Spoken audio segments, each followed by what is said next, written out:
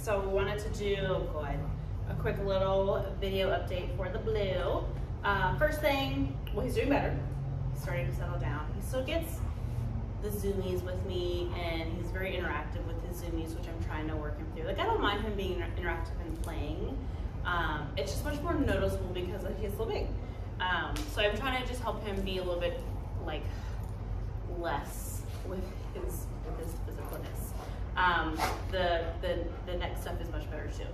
So I have switched to his rewards being his meals, just to kind of build a little bit more motivation to work with me.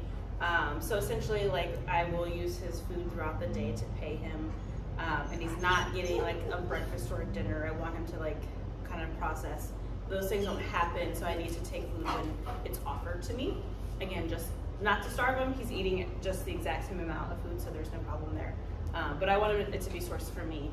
I went ahead and just put him on a prong collar. He's not a huge fan of it, and he's pretty sensitive to it, but I kind of weighed my options with this. He was with like a slip lead. He was running towards the end of it, and he would almost, like, if he got really frustrated, he would kind of like, not gator roll, but he would get really like, I'm just gonna keep the brakes on. So instead of choking himself out and damaging his neck, the prong collar, if he runs into it, he gives himself a little bit bigger of a correction, but it's an instant versus trachea damage where he's constantly pulling the leash. So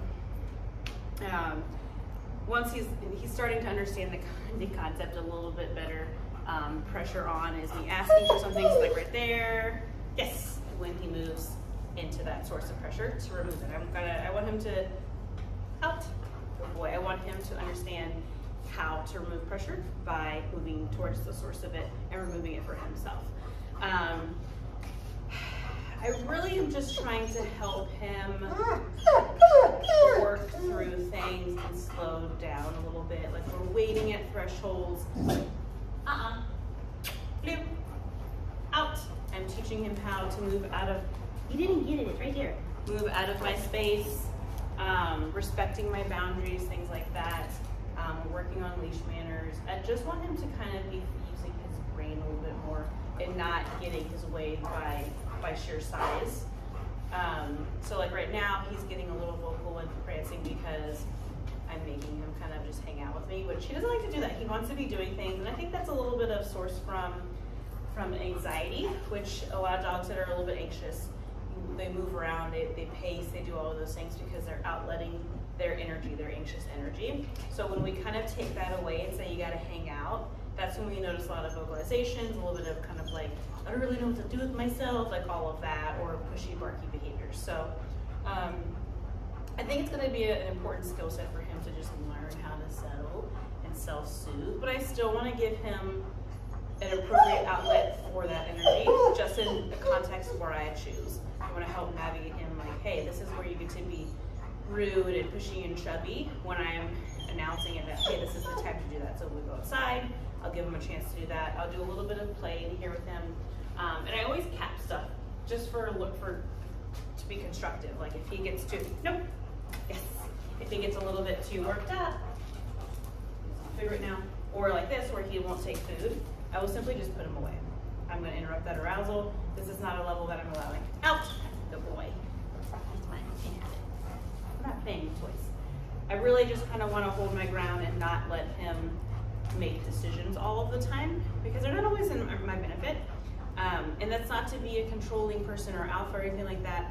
I just want to I want to enforce those little tiny things that maybe in that situation aren't that big of a deal so that he understands the picture of what I'm looking for.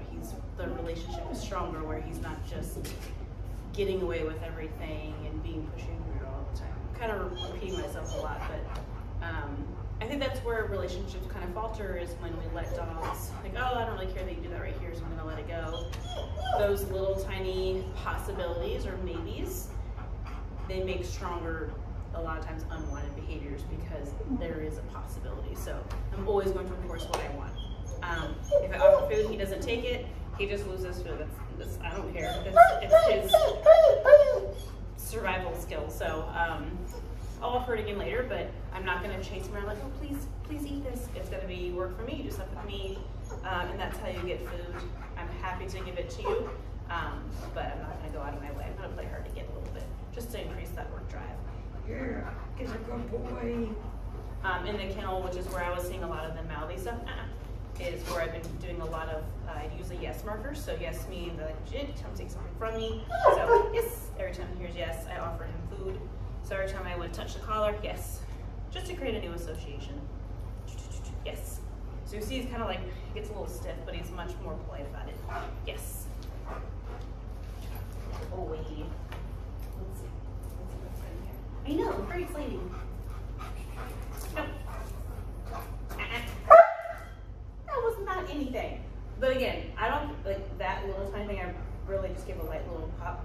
I would rather that than what that picture was before, where if I told him no, he would have a tantrum and basically throw himself on the ground and choke himself out. So we're choosing the lesser of two evils here. Blue. Yes. I think a little bit of like a consequence is healthy for this guy. Like he's really used.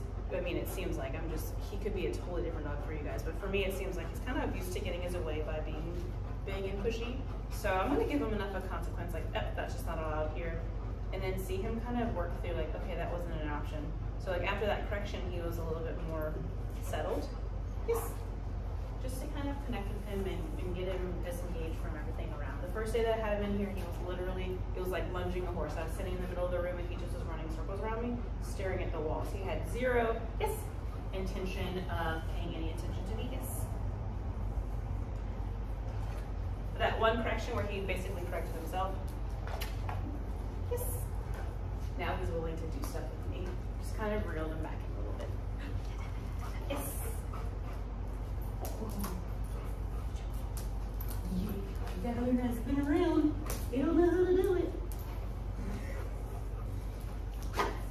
What happened? You gotta follow it. Yes, there we go. You've done this before. Yes, there it is. Sit. Good. Good.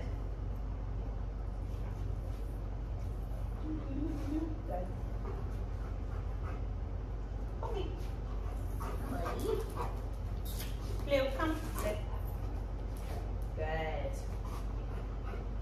Okay. Out. Blue, come. Sit. Good. Good. Good. No. Sit. Chew your feet. Sit. Good. Good. Good.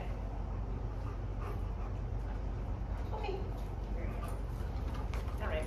Oh my gosh. So right there, I was just kind of, the good marker is duration, meaning I want him to keep doing that. I'm implying that I don't want him to break behavior. If he does, I just give him no, a little bit of pressure back into behavior. And I'm just showing him how to settle while I do stuff around him. Me moving is not an indicator that he's gonna get up and move too.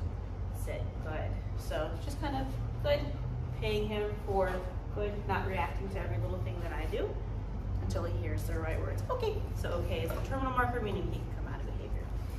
All right, sir. I know. Oh my God. That's exciting. That's exciting. Sit. Good. Yes. There we go. All right. We're done with this video. Don't knock the thing over. That's you.